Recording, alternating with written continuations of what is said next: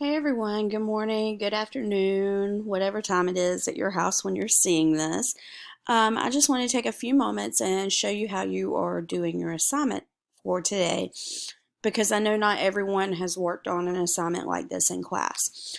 So what I want to do is go to today's date and look at 3/20, 2020, the executive branch, and I'm going to click on that. And once I click on that, I see that there is a PowerPoint in there. I'm going to click on the PowerPoint.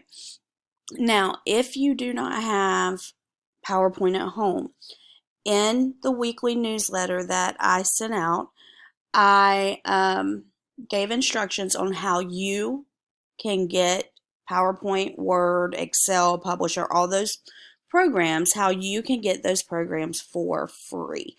Um, so make sure you look at that if you do not have that at home. I'm going to make this a little bigger for us so we can look at it right quick. So this is the PowerPoint that you're looking at.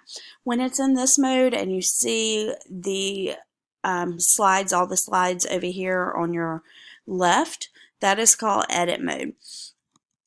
We're going to start out in slideshow mode, play for the current slide. Again, you are working on the executive branch today. The standard is the role of the executive branch in the state government. Now you look at the first slide and you read all the information here, but it also says click on the image and here to learn more. So if I click on the image, it's going to take me to a different website. It's going to tell me all this information on the executive branch. And then if I click on where it says here, it's going to take me again to a different website, but this website is for Georgia Studies, and there is a video for you to watch on the executive branch. You need all of this information when you go back in to complete the next slide. Again, click here. It's going to pull up another internet site. What you need to do to be able to type, this is editable, you can type in it, but you need to go back to this edit mode. All you have to do is click the escape button to get there. You click here and you will be able to type in these boxes. Okay, you can type into each and every box. Okay, and so you will type all of your answers. Again, go to the next slide and it's going to be the same thing here. You can type in every answer, and don't copy my answers because I'm just putting numbers in. You can type in every answer to the box. When you get to slide 5, it's a little different. You're doing a Venn diagram. All the answers to the Venn diagram are down here in the bottom right hand corner. You can click on that and you are going to use all the information you found so far and you're going to slide the answers into the correct spot. Now remember that everything on this side is for the governor. Everything on this side is for lieutenant governor. Everything in the middle means it goes for both of them. Okay.